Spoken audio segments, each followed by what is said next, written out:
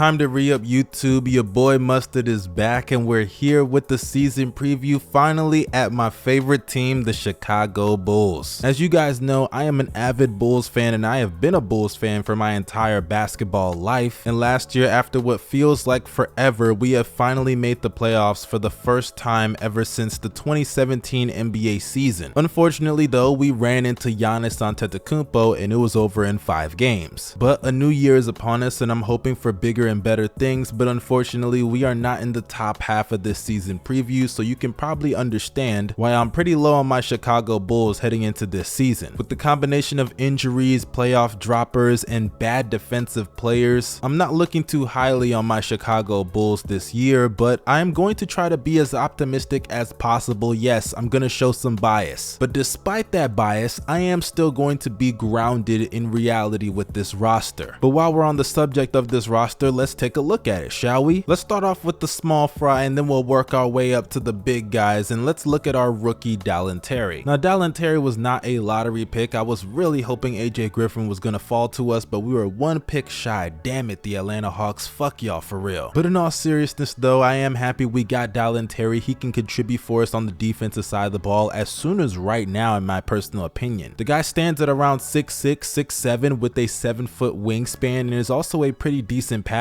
He could become one of the better connectors in the league. His jump shot looks a little bit wonky, but that won't be too big of a deal, and I definitely think it's something that can develop over time. But looking at the team overall, one thing we struggled at for parts of the season was our defense. Now that shouldn't come as any surprise, as we have players that are not defensively oriented like a Zach LaVine, but the big ones are DeMar DeRozan and Nikola Vucevic, 2 of the worst defenders in the league at their positions. But players like Javonte Green and Derrick Jones Jr., they provide a lot of flexibility in the front court that I love so much. Next year, I'm expecting those contributions to maintain, and hopefully Derrick Jones Jr. doesn't suffer another injury and can play a majority of the season. But there are 2 guys I'm looking forward to for their defensive contributions in a major way, and that's Patrick Williams and Alex Caruso. Now in the case of Patrick Williams, I love what he can bring on the defensive side of the ball. He has flexibility, he's very versatile, he can move his feet on the perimeter very well, he can switch, he can defend the pick and roll, and on a team that lacked real wings next season, I think he's going to fill in a hole that is much needed on this roster. And on the offensive side of the ball, he's actually a pretty decent player. I don't think he's perfect, obviously he's not a great shot creator, but he's a good mid-range shooter, and as a 3-point shooter, he was showing a lot of strides in his rookie year before obviously his sophomore year was cut short. So I'm not expecting too much from him offensively other than for him to do the basic needs, spot up, get lobs, do whatever he has to do on transition, and just don't make our offense any worse than it needs to be, because we're a pretty good offensive team overall. But defensively, I'm expecting him to take a jump to borderline elite level. That's how much faith I have in a guy like Pat Williams to contribute on the wing defensively. Now in the case of Alex Caruso, I think defensively he showed up and showed out for us last season, and if it wasn't for that bitch ass nigga Grayson Allen, oh my god, he would have been even better for us. I truly do believe out of all the bench players in the league, when Alex Caruso was on the court, he was the most impactful one. He's a terror on the perimeter for any player that he's defending, great mobility, amazing at racking up steals, averaging 2 steals a game last season. And when you talk about impact, Alex Caruso was the definition of that last year. As for when he was on the court, the Bulls had a 108 defensive rating. When he was off the court, it spiked up to a 116.8. He was the difference between an elite defensive team and a historically bad defensive team when he was on versus off the court. Obviously other things played a factor, which we'll get into in a second, but his defensive impact can't go without being stated. And he's no slouch offensively. He's a bit of an inconsistent 3-point shooter, but he's capable of knocking down perimeter shots. He's a good passer. I would label him as one of the better connectors in the league, and he's just a very high IQ player on both sides of the ball, making great plays that you just don't see coming from a guy that looks like him, obviously. But then you look at Lonzo Ball, who was also his partner in crime on the defensive side of the ball, and man, this is where it gets dark for my Chicago Bulls squad, I ain't gonna cap. Lonzo was one of the most effective point guards in the league last year for the limited amount of time that he spent on the court. He averaged 13 points a game, 5 assists and 5 rebounds, nearly 2 steals, shot 42% from 3 on over 7 attempts a game, and his efficiency overall correlated to a career high true shooting percentage of nearly 58%. Lonzo was easily playing the best basketball of his career. He was shooting career highs all across the board from the free throw line, the three-point line. He was able to push the pace a lot more. He's one of the best transition playmakers in the league. But the biggest thing he did for this team was his defensive impact. Whether it was guarding guys in one-on-one situations, in the post, defending off the ball, weak side, help side, Lonzo was doing it all when it comes to defense alongside Alex Caruso, obviously. These two were really the best defensive guards that I've seen in a very long time to hold up a defense the way they did, to being a top 10 defense in the NBA while sharing the court with players like Vucevic and DeMar DeRozan. I've never seen guards carry a defense like that. Now, even though Alex Caruso will be back, unfortunately, as many have heard the news, Lonzo Ball will not be starting the season for the Chicago Bulls, and there's even a chance that he might miss the entire season, as Billy Donovan said he's prepared for that scenario. And we don't got to get into the specifics about Lonzo's future with the team and his future overall in the league, but this is obviously not a good sign for the Chicago Bulls moving forward. Lonzo was one of their better players on the roster, obviously. They paid him $80 million in the sign and trade, and for him to lack this much availability is not a good sign at all, because now that just puts more responsibility on a Alex Caruso and higher expectations for guys like Patrick Williams and Derrick Jones Jr. The only silver lining in this situation that just gives me a little bit of hope is Ayo Dosunmu. Ayo last season was a big surprise, you could argue the steal of the draft last year. As for when he started, when Lonzo Ball went out, he played his role very well. He's a scrappy defender that shows a lot of effort on that side of the ball. I would label him a plus defender even. He's a good passer, even though I wouldn't label him a great playmaker due to him not having too much scoring gravity. But considering that Lonzo wasn't putting pressure on the rim, it's not like we're missing so much half-court playmaking from Lonzo. It's the transition game that we're missing to be able to push the pace. But hopefully Ayo can approximate some of Lonzo's contributions. Ayo is capable of knocking down three-point shots. Like I said, he's a good defender. He may not be great at the things that Lonzo is great at, but he is at least a positive at the things that Lonzo is great at. So next season, I'm expecting Ayo to take steps towards becoming a solid, capable starting point guard in the league. Now, unfortunately, those are the things that I like, and now I have to talk about the things that I don't like on this team. For starters, we picked up Andre Drummond this offseason, and I hate him. He's a great rebounder, actually one of the greatest rebounders of all time, I'll give him that for sure, but he is a horrible, and I mean horrible, inefficient scorer. He takes dumb shots from time to time. He is a horrible decision maker with the ball. Whenever he puts the ball on the floor, it is a nightmare to watch. He's not a good free throw shooter, even though obviously he's improved, but what's worse is his defense. His defense has fallen off a cliff from his earlier days in Detroit. He's dog shit in the pick and roll. He can't defend the rim consistently. He's a foul machine. He just doesn't do anything right other than get rebounds. That's all he is, a rebound machine. And mind you, it's not like our other big is good. Nikola Vucevic, he's also sorry. I mean, you thought Drummond was bad on defense. Vucevic is just as bad, if not worse. He's a turnstile in the pick and roll. He can't defend the rim. He's good at getting rebounds, but he literally sucks at everything else. That's literally all our bigs are good for, getting rebounds, and that's all. And mind you, it's not like we traded a bunch of picks and Wendell Carter for Vooch because of his defense. We traded it for his offense, and his offense was completely cooked last year. We're talking about a 7-foot big that shot 53% when it came to his true shooting. That is just horribly disgusting. Vooch better bounce back next season in a major way, or else I am pulling up to the United Center myself to get him banned from the city of Chicago. Another guy who needs to step his game up, but I've already lost hope in him a long time ago, that's Coby White. Coby White takes some of the dumbest shots in the world, and even when he's open, he still is a brick machine at times because he's one of the most inconsistent shooters in the league. Couple that with the fact that he's also a horrible defender like many others on this roster, and he's damn near unplayable come playoff time. And while we're on the topic of bad defense, that brings me to DeMar DeRozan. Oh my god, DeMar DeRozan. When you talk about terrible defenders, DeMar takes the cake. This is a guy that's so bad on defense that they have to move him down 2 positions to the power forward position just to keep him away from the point of attack as much as possible. But despite me saying how bad he is defensively, offensively, he is still a really good player. He's gotten better as a playmaker over the years, especially since he's left Toronto. He got that Greg Popovich boost there. He's a good scorer that knows how to get to his spots. He's a really good mid-range shooter, obviously one of the best in the game today at that. And last season, he had a resurgence year with the Bulls. I mean, the guy was looking like Michael Jordan for a week straight. Actually, it was like, what, 35 points for 9 to 10 straight games? That's even longer than a week. My goodness, this guy was going berserk. But the issues with DeMar DeRozan, I have already highlighted before in the past. I simply don't think you can win with a guy like him. You damn near have to tailor your whole offense around him because he can't really be a number 2 option. He can be a nice slasher and cutter, but he's not that great of an off-ball playmaker because once you relegate him to that, he instantly becomes less effective, so you have to maximize him as your number 1 guy, and I honestly think he's hindering Zach LaVine from showing what he can do on a legit playoff team. Which brings me to our final guy, Zach LaVine, the face of the franchise, the one we were waiting on all offseason to see if he was going to stay with the Bulls, and I knew despite all those stupid Lakers rumors that he wasn't going nowhere. LaVine is one of the best scorers in the NBA, and I truly do believe he's underrated in that aspect. He's a very athletic player, obviously. He can jump out the gym. He's a great off-ball player, an amazing cutter, a nice vertical spacer, one of the best shooters in the league, whether it's creating for himself on the ball or off the ball, spotting up, coming off of screens. He can really shoot the ball in any way, shape, or form. He can get to the rim and finish at the rim. He can get to the free throw line, and as a playmaker, he's gotten better in that aspect as well. LaVine is not the perfect player. Defensively, he could definitely use some work, especially with his off-ball defense, but on the ball, he's improved a lot in that category in my personal opinion. LaVine this past year took a huge step back for DeMar DeRozan to shine on this roster, and I understand why. LaVine was also struggling with injuries as well, and like I said earlier, DeMar DeRozan is just at his best, and his flaws are less of an issue whenever he's the number 1 guy, and it's not like LaVine can't play off the ball for an entire game and still give you 30 because that's how lethal he is as an off-ball scorer. LaVine truly doesn't get enough credit for the step back that he took for DeMar DeRozan this past season. He also went through an injury-riddled year last year, and hopefully throughout the majority of this season he can be 100% healthy, or at least damn near, because I am getting a little bit worried as far as LaVine's health. He suffered a knee injury last year and had to get surgery in the offseason. For a player that heavily relies on his athleticism to be a burst as a part of his game, that's not a good sign, I ain't gonna lie. But nonetheless, LaVine is still, in my opinion, a top 20 to 25 player in the league and one of the most lethal scorers in the NBA. Now, some of you guys may be saying, yo, Mustard, how can you be a little bit low on the Bulls when you just praised a lot of their players even though you shit on some of them? You think LaVine is really good, you like Alex Caruso, you're expecting a lot out of Patrick Williams, you have some other defenders like Javante, Derrick Jones Jr. What's the issue that you got with this roster? Well, I'll tell you. We have DeMar DeRozan and Nikola Vucevic on the team, and Lonzo Ball is out for who knows how long. When you have a guy like DeMar DeRozan, not only do you have to tailor your offense towards him, but you have to hide him as much as possible defensively. But then you throw in a guy like Nikola Vucevic in the equation, who's one of the worst defensive bigs in the league, and you gotta really juice up the defensive help around them, because in a conference with Giannis and Embiid, you're screwed if you have a bad rim protector. And as I said earlier, Caruso and Lonzo were doing their best to hold up our defense and cover for them to the point that their bodies literally could not take it. I believe the Bulls are going to be a good regular season team just off of the strength of guys like DeMar DeRozan and Zach LaVine offensively, and the defensive contributions from a Pat Williams and an Alex Caruso, Derrick Jones Jr., Javante Green. It should be enough for us to barely make it as a 7th or 8th seed in the East, but other than that, I don't have any other expectations for this roster. Any team that has a legitimate offensive option is going to be able to cook our wing defense because of DeMar DeRozan's trash ass, and they're going to get in the paint and abuse Nikola Vucevic. And honestly, it would be one thing if DeMar DeRozan was a playoff riser, but he's a non-floor spacer and a ball hog come playoff time that plays zero defense. You're just never going to win like that, and when you look at all the teams above us, they can easily exploit that flaw come postseason time. So I love the fact that my Bulls are finally a legit playoff team, but I don't know for how long. The Eastern Conference is getting better, DeMar DeRozan is getting older, and he still sucks in the playoffs. And as much as I love Zach LaVine, he can't save us, especially with Lonzo Ball being gone and Nikola Vucevic being his starting center. All that's left for me to do is just pray for my squad. God, I pray you replenish Lonzo's knees with some real strength, the same strength that you gave Megan Thee Stallion. It truly is not fair, bruh. But that concludes this video. Make sure you guys drop a like, subscribe to the channel, and press that bell for post notifications. I would love to know what you guys think down below in the comment section about the Chicago Bulls. Do you think I'm too high on them? Do you think I'm too low? Let me know down below. This is your boy Young Mustard signing out. Y'all stay safe and have a blessed day.